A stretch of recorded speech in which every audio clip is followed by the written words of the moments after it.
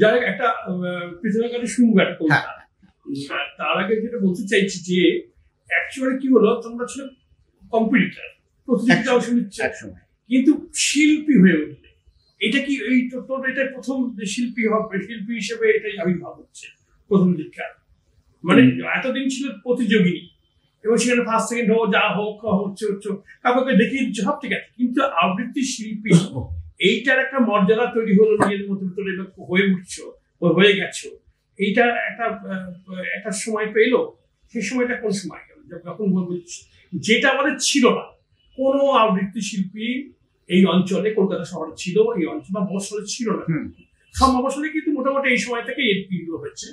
তোমরাই হচ্ছে প্রথম দিককার রেয়ার 2-4 মধ্যে তোমরা ভূমিকা আমরা পেয়েছি যে যারা আবৃত্তি শিল্পী। অ্যাকচুয়ালি আমি শিক্ষক বলতে চাইছি না, শেখা তো সবাই শেখাচ্ছে, কিন্তু শিল্পী হিসেবে তোমাদের আত্মপ্রকাশ ঘটে গেল।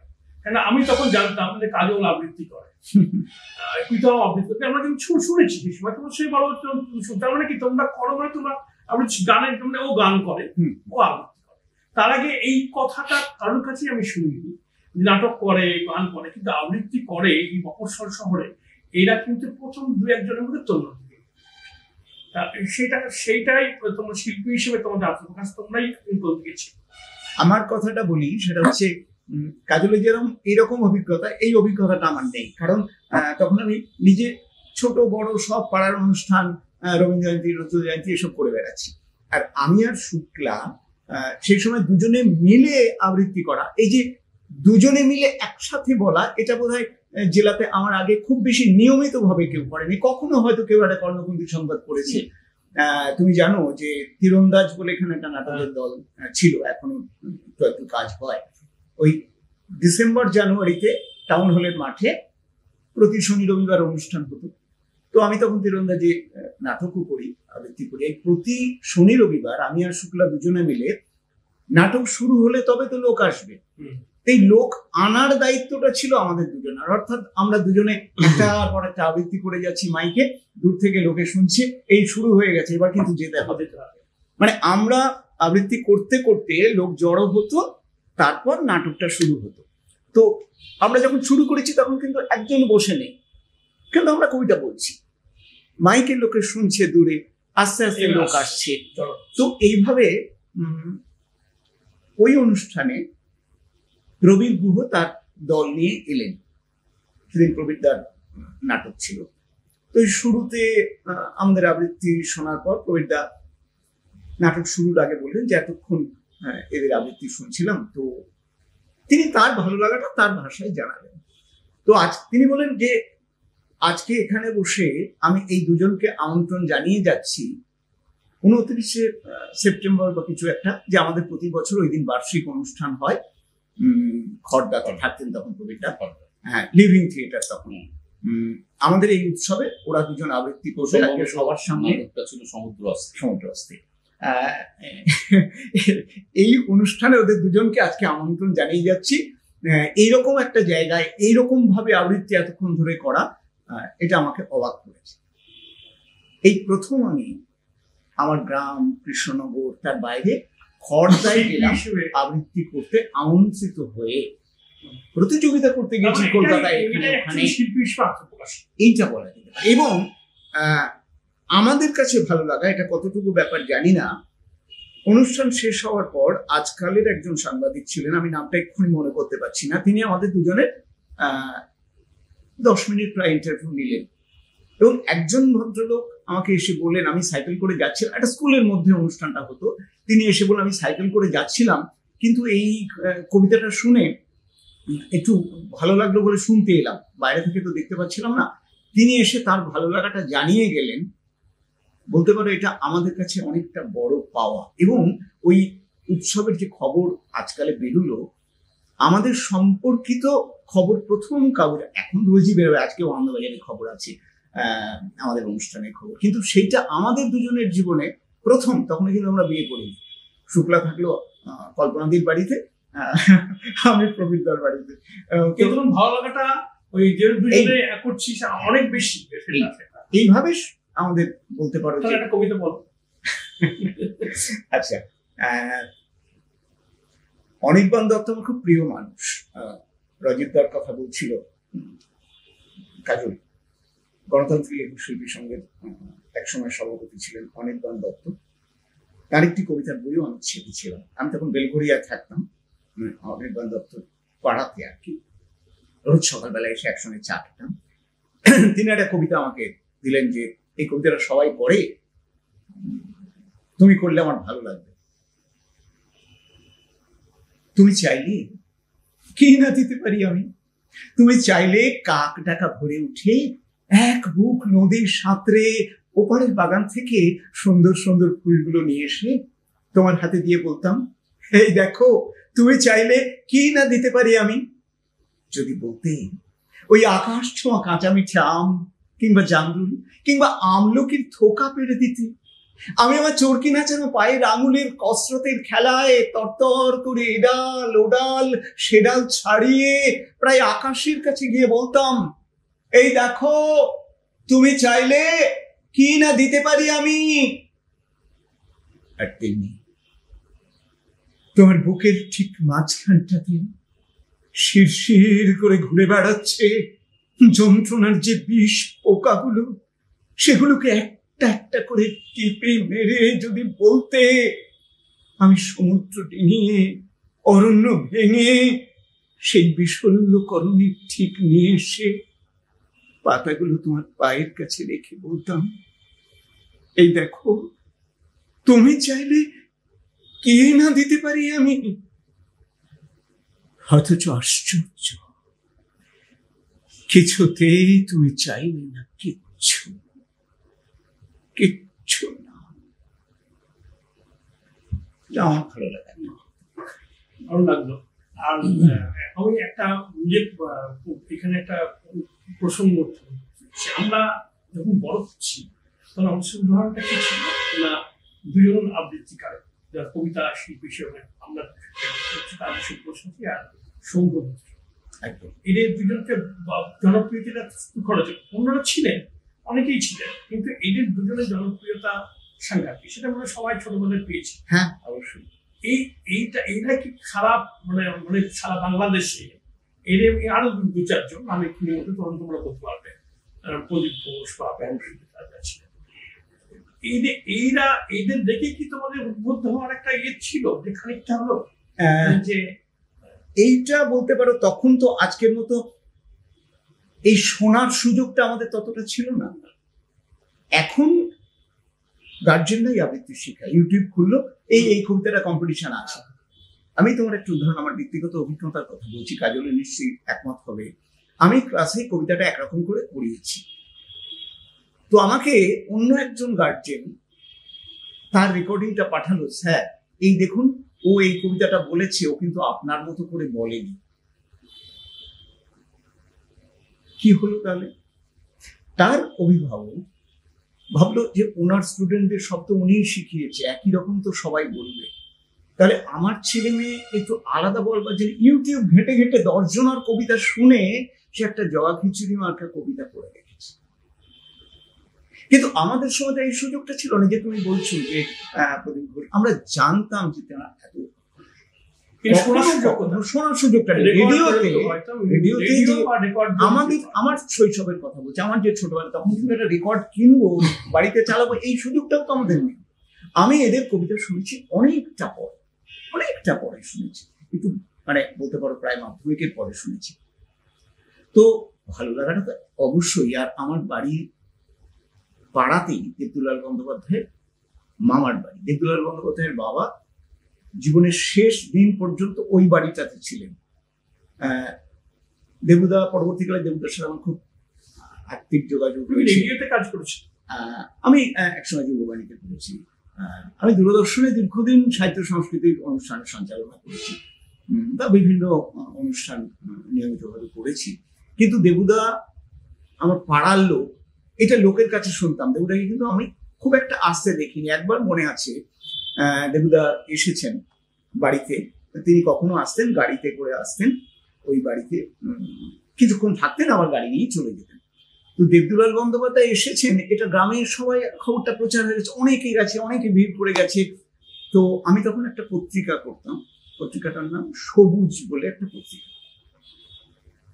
তো আমি গিয়েছি, ওই পত্রিকাটা সঙ্গে করে নিয়েছি। তার সঙ্গে যে কথা বলবো, যে আমি আবৃত্তি কবিতা বলি, এই কথাটা তাকে বলবো, এত লোকজন, এটা বলবার সুযোগ পাচ্ছি না। অনেকক্ষণ ধরে বসে আছি, সবাই কথা বলছেন। তো একটা সময় একটু ভয়ে ভয়ে পাশে গিয়ে বসলাম। আমি বললাম যে দেখুন, আমি মানে বলবো, এটা যেন পুরো কথাটা ঠিক মতো বলতে পারছি না। আমার আজও মনে আছে, আমি কবিতা বলি।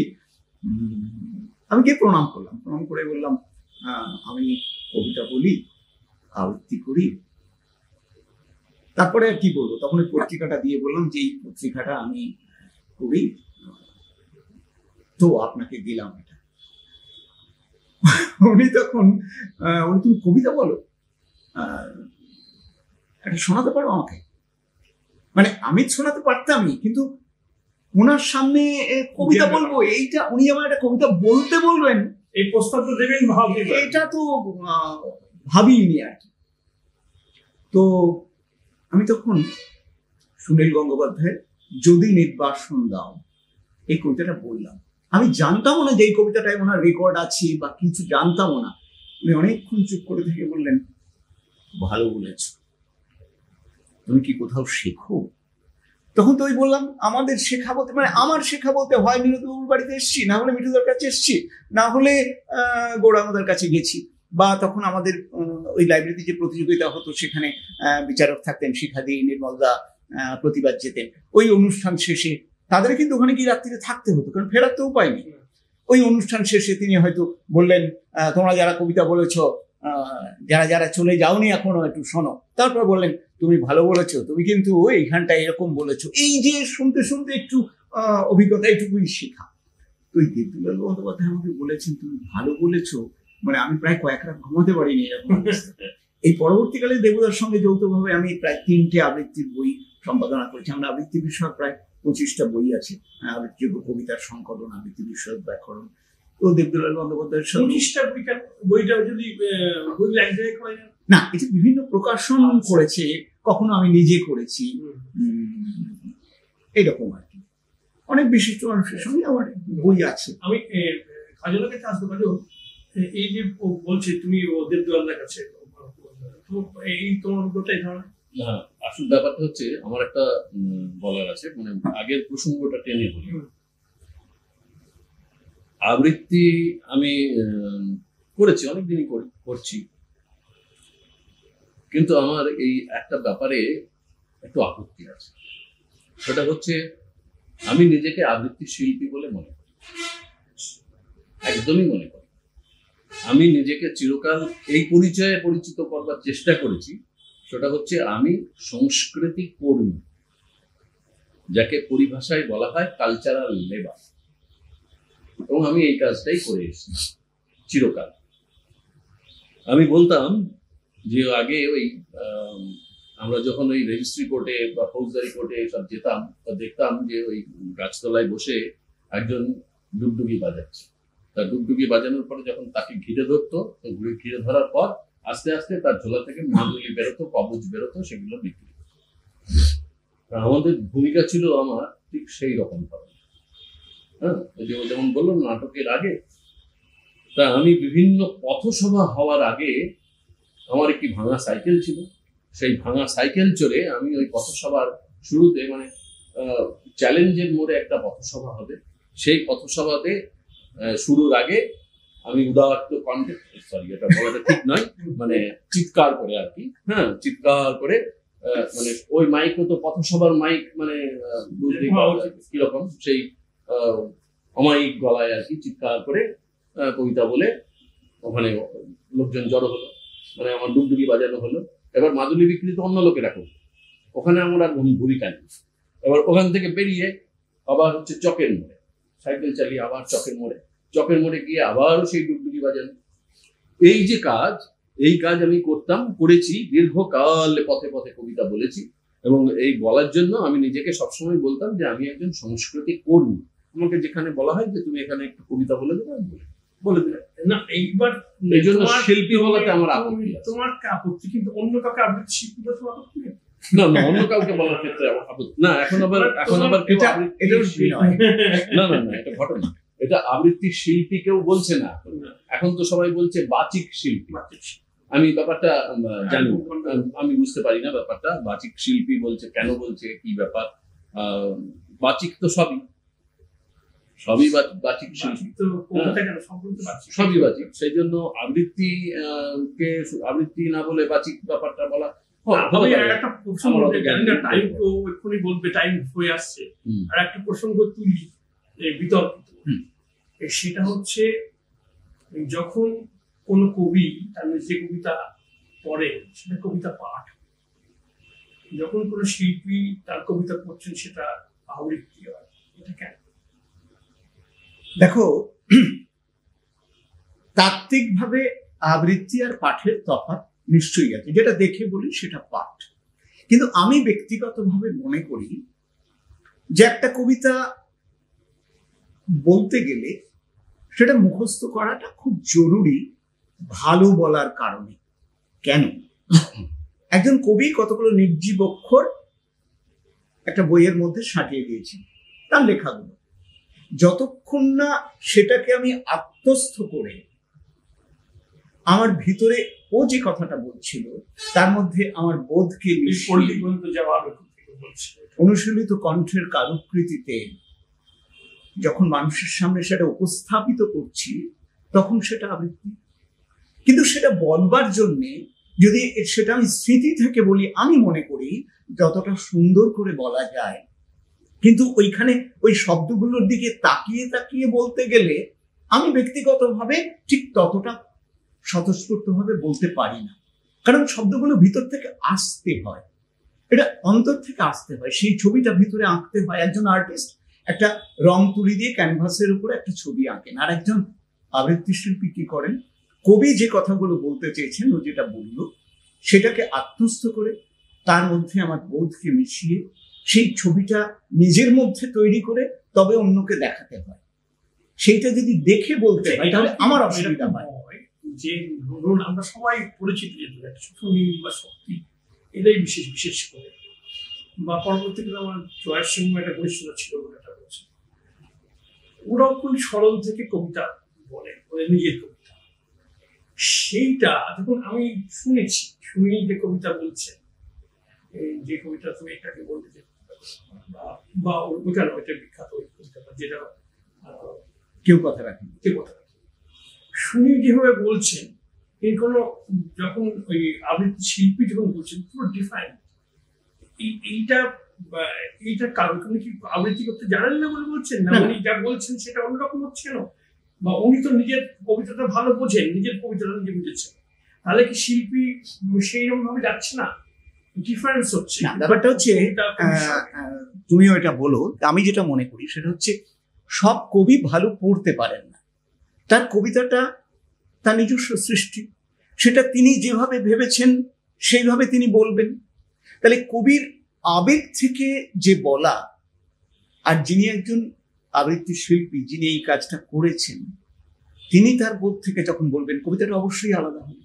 আবার অনেক কবি আছেন যিনি নিজে কবিও আবৃত্তি শিল্পীও, যেমন রামচন্দ্র পাল, আরণ্যক বসু, এরকম যারা আছেন, তারা তার নিজের কবিতাটা যখন বলবে তিনি আবৃত্তি শিল্পীর মতোই বলবেন।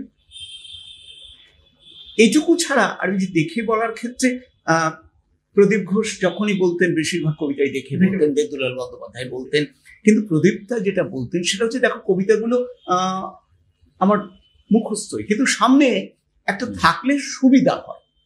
তিনি কবিতাটা আত্মস্থ করে তার মতো করে বলছেন। আমি ব্যক্তিগতভাবে এই দেখে বলা না বলা নিয়ে অনেক বিতর্ক আছে, কিন্তু আমি দেখে বলায় আমার কোনো ব্যক্তিগত বিরোধ নেই, কিন্তু আমি নিজে বলতে চাই না। আমার কোনো স্টুডেন্ট কখনো কাগজ দেখে বলছে, আমি এখন অবাক হই যে অনেকেই তো এখন শেখায়, তার ছেলেমেয়েরা মঞ্চে দাঁড়িয়ে একটা স্ক্রিপ্ট করছে, সবার হাতে একটা করে বড় বড় খাতা। আমার কোনো স্টুডেন্ট, আমার কোনো গ্রুপ দাঁড়িয়ে কবিতা দেখে বলছে এটা তুমি দেখাতে পারবে না এই ছবি। আমি নিজে কখনো বলেছি, হয়তো অনেক কবিতা বলতে হবে, কোনো কবিতা দেখে বলেছি, কিন্তু দেখে বলতে আমার অস্বস্তি হয়। এইটুকু আমার যেটা মনে হয়, আমি যেটা বলি সেটা হচ্ছে যে নাম বললো প্রদীপ ঘোষ বা দেবদুলাল বন্দ্যোপাধ্যায়, এরা দেখে বলতেন এবং এর সপক্ষে এরা অনেক যুক্তিও দিয়েছেন, ঠিক আছে, সেটা নিয়ে কোনো বিরোধ নেই। আমার ব্যক্তিগতভাবে যেটা মনে হয় সেটা হচ্ছে পাঠ আর আবৃত্তির মধ্যে একটা সূক্ষ্ম পার্থক্য আছে। পাঠ মানে কিন্তু এই নয় যে আমি কবিতাটা হাতে পেলাম আর পড়লাম, মানে দুলে দুলে পড়ার মতন করে পড়লাম, পাঠ ব্যাপারটা তা নয়। পাঠেরও একটা নির্দিষ্ট ধরন আছে, হ্যাঁ, সেখানেও আমার আর স্বরক্ষেপণের জায়গা আছে, সেগুলো প্রয়োগ করতে হয়।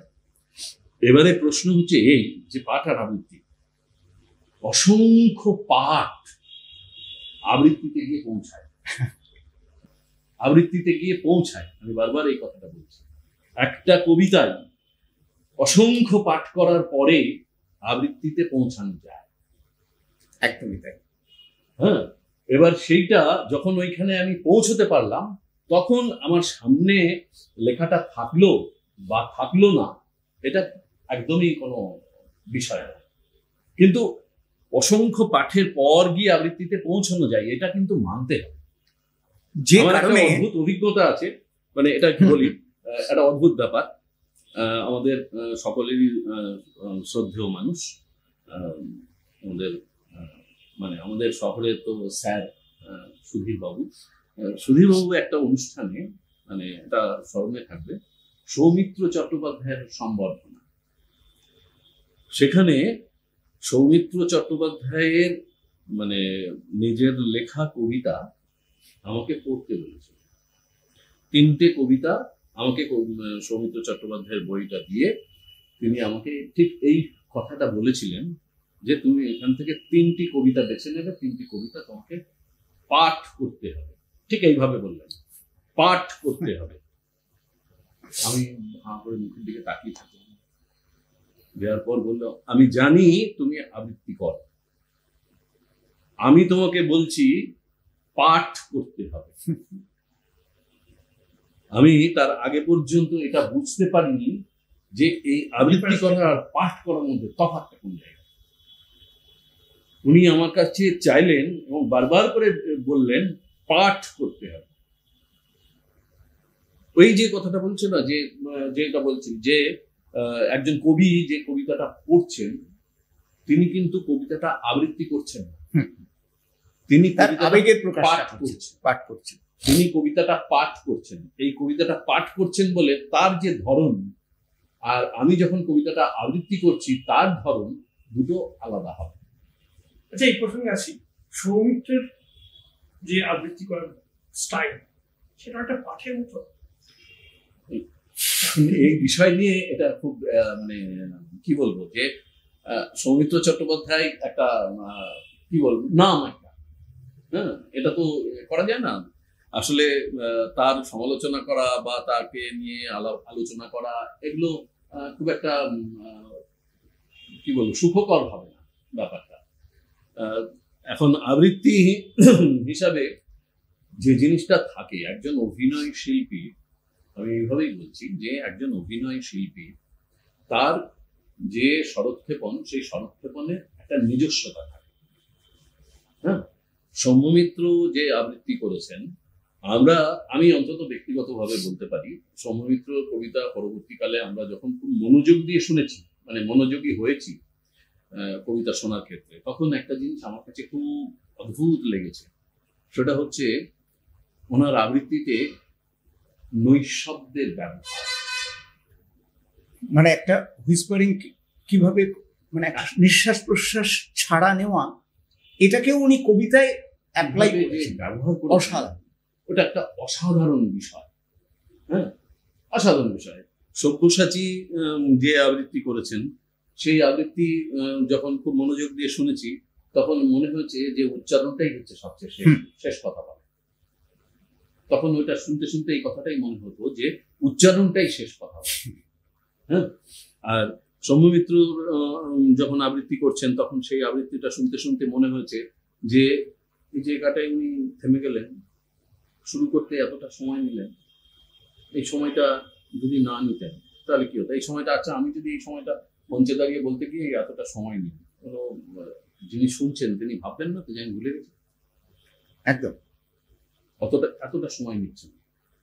তাহলে এই যে সময় নেওয়া, কবিতার মধ্যে একে ব্যবহার করা, এগুলো এক একজনের ক্ষেত্রে আলাদা আলাদা এক এক রকম, হ্যাঁ, ভঙ্গিটা আলাদা আলাদা। সুতরাং তার বলার যে ধরন সেটা অবশ্যই গ্রহণযোগ্য। আমরা তো শুধু শুনি, এবং শুধু শুনি নয়, সমৃদ্ধও হই, কথা তো অনেক আলোচনা। হ্যাঁ, এই সৌমিত্রবাবুর কথায় একটু বলি। সেটা হচ্ছে আমার সৌভাগ্য হয়েছে অন্তত 20টা অনুষ্ঠানে সৌমিত্রবাবুর সঙ্গে আবৃত্তি করা। শুনতে অবাক লাগলেও এটা যারা জানে তারা জানে যে সৃষ্টি পরিবার যখন নিয়মিতভাবে অনুষ্ঠান করত, আমি শুক্লা, সৌমিত্রবাবু, মাধবী মুখোপাধ্যায় নিয়মিতভাবেই অনুষ্ঠানে যেতাম বিভিন্ন জায়গায়। আর সৌমিত্রবাবু খুব স্বাভাবিক তারা থাকতো বলে আমাদের আগেই তিনি আবৃত্তি করে চলে যেতেন।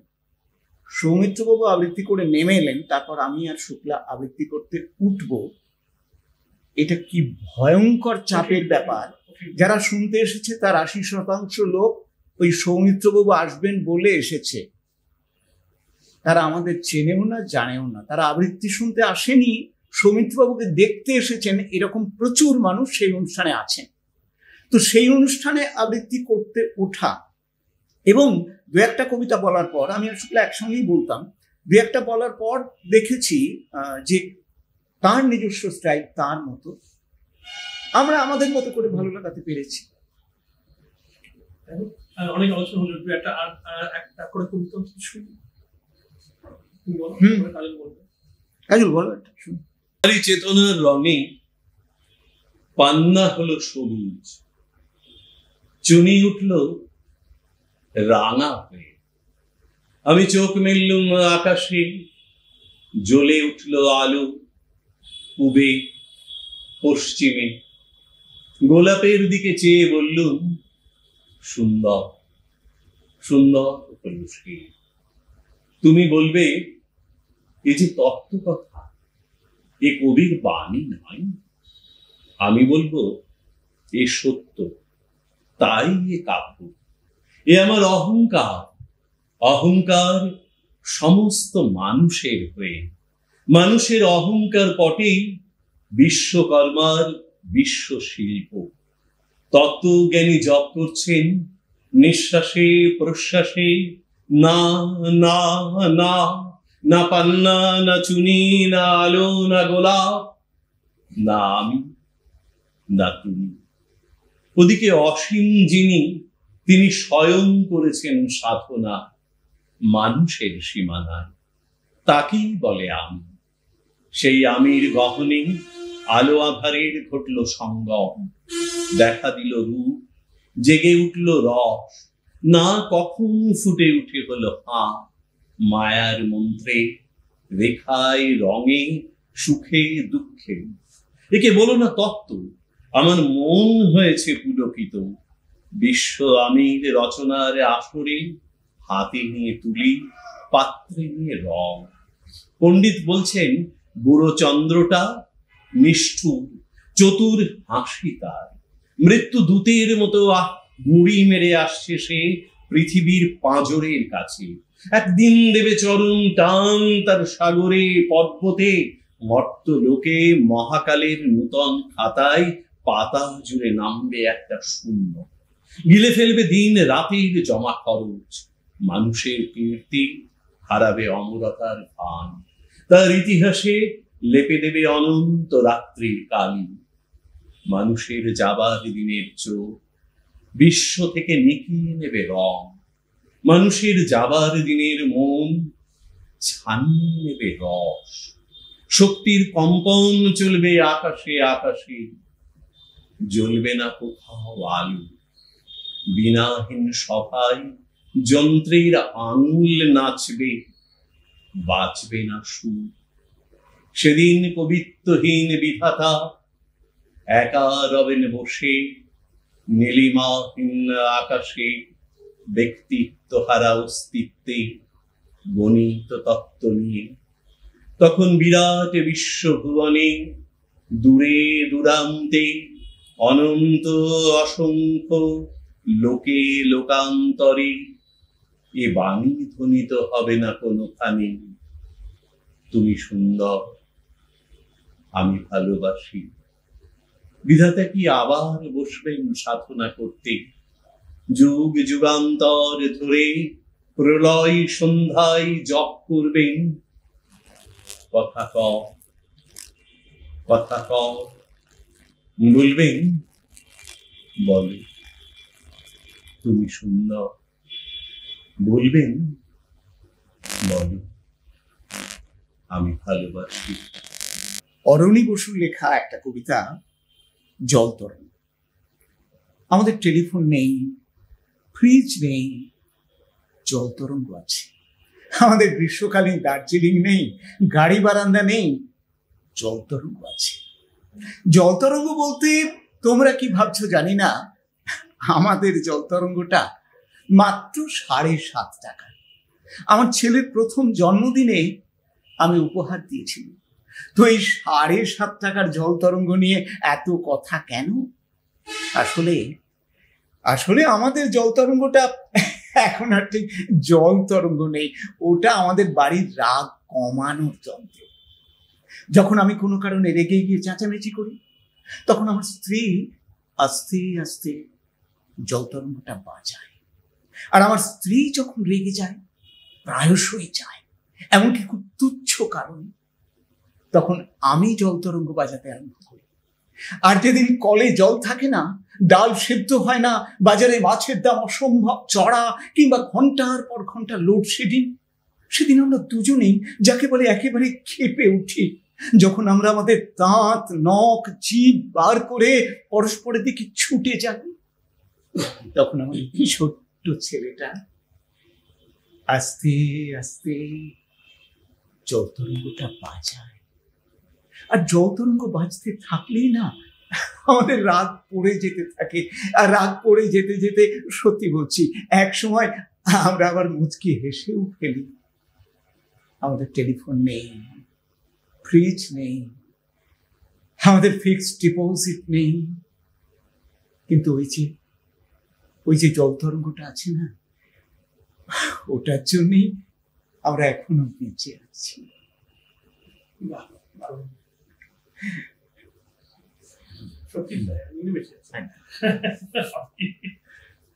গলির মোড়ে একটা গাছ দাঁড়িয়ে, গাছ না, গাছের প্রেতচ্ছায়া, আঁকা বাঁকা শুকনো কতগুলো কাঠির কঙ্কাল এলোমেলো ভাবে শূন্যের দিকে তুলে দেওয়া। রুক্ষ, রুষ্ট, রিক্ত, জীর্ণ, লতা নেই, পাতা নেই, ছায়া নেই, ছাল বাকল নেই, নেই কোথাও এক আঁচড় সবুজের প্রতিশ্রুতি, এক বিন্দু সরসের সম্ভাবনা। সেই পথ দিয়ে জরুরি দরকারে যাচ্ছিলাম ট্যাক্সি করে। ড্রাইভার বলল, ওখান দিয়ে যাব না। দেখছেন না কটা ছন্ন ছাড়া বেকার ছোকরা রাস্তার মাঝখানে দাঁড়িয়ে আড্ডা দিচ্ছে, চোকা প্যান্ট, চোঙা জুতো, রোখা মেজাজ, ঠোকা কপাল। ওখান দিয়ে গেলেই গাড়ি থামিয়ে লিফট চাইবে, বলবে হাওয়া খাওয়ান। কারা ওরা? চেনেন না ওদের? ওরা বিরাট এক নৈরাজ্যের রাজ্যের বাসিন্দা। ওদের কিচ্ছু নেই, স্থিতি নেই, ভীতি নেই, রীতি নেই, নীতি নেই, আইন নেই, কানুন নেই, বিনয় নেই, ভদ্রতা নেই, শ্লীলতা, শালীনতা পর্যন্ত নেই। হেসবেন না ওদের কাছে। কেন নেই? ওরা যে নেই রাজ্যের বাসিন্দে। ওদের জন্য কলেজে সিট নেই, অফিসে চাকরি নেই, কারখানায় কাজ নেই, ট্রামে বাসে জায়গা নেই, বাড়িতে ঘর নেই, মেলায় খেলায় টিকিট নেই, হাসপাতালে বেড নেই, অনুসরণ করবার নেতা নেই, অনুপ্রেরণা যোগানোর প্রেম নেই। ওদের জন্য সম্ভাষণে কারো দরদ নেই। ঘরে বাইরে উদাহরণ যা আছে তা সুধা ভরণের, ক্ষুধা হরণের উদাহরণ নয়, সুধা হরণের, ক্ষুধা ভরণের উদাহরণ। শুধু নিজের দিকে ঝোল টানা। এক ছিল মধ্যবিত্ত বাড়ির এক চিলতে ফালতু একটু রক, এখন তাও দিয়েছে লোপাট করে। তাই এখন এসে দাঁড়িয়েছে সড়কের মাঝখানে। কোত্থেকে আসছে সে অতীতের স্মৃতি নেই, কোথায় দাঁড়িয়ে আছে সে বর্তমানের গতি নেই, কোথায় চলেছে নেই সেই ভবিষ্যতের ঠিকানা। সে চিন ক্ষেত, মণিহীন চোখ, চক্ষুহীন মুখ, একটা স্ফুলিঙ্গহীন ভিজে বারুদের স্তূপ। আমি বললাম, না, আমি ওখান দিয়ে যাব, ওখান দিয়ে আমার শর্টকাট। ওদের কাছাকাছি হতেই মুখ বাড়িয়ে জিজ্ঞেস করলাম, তোমাদের ট্যাক্সি লাগবে? লিফট চাই?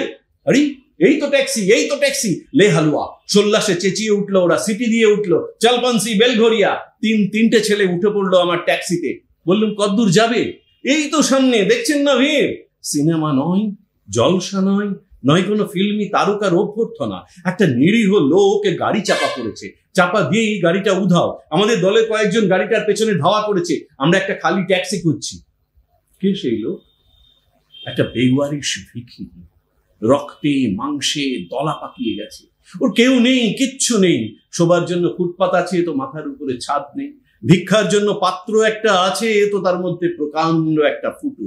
রক্তে মাখামাখি দলা পাকানো সেই ভিখিরিকে পাঁজা কোলা করে উড়া তুলে দিল আমার ট্যাক্সিতে। তারপর সমস্বরে আনন্দে ঝংকৃত হয়ে চিৎকার করে উঠল, প্রাণ আছে, এখনো প্রাণ আছে। আমি আমার ভব্যতা ও শালীনতাকে রক্ষা করবার জন্য নেমে পড়লাম ট্যাক্সি থেকে।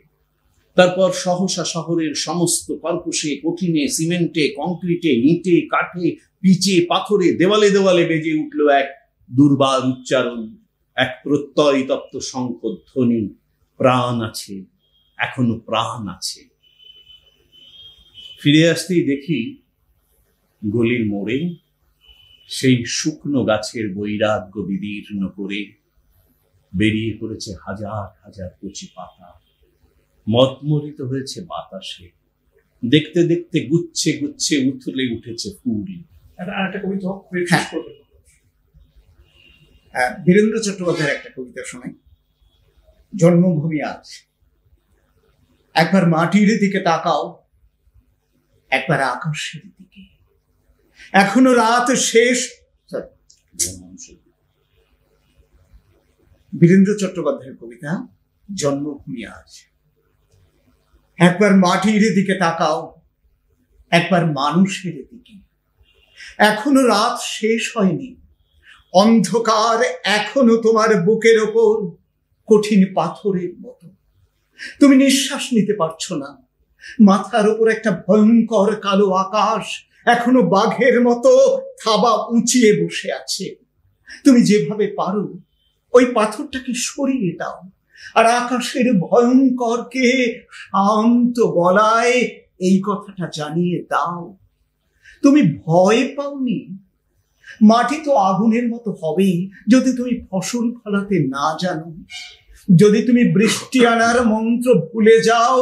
তোমার স্বদেশ তাহলে মরুভূমি। যে মানুষ গান গাইতে জানে না, যখন প্রলয় আসে সে বোবা ও অন্ধ হয়ে যায়। তুমি মাটির দিকে তাকাও, মাটি প্রতীক্ষা করছে। তুমি মানুষের হাত ধরো, সে কিছু বলতে চায়। তুমি মানুষের হাত ধরো, সে কিছু বলতে চায়।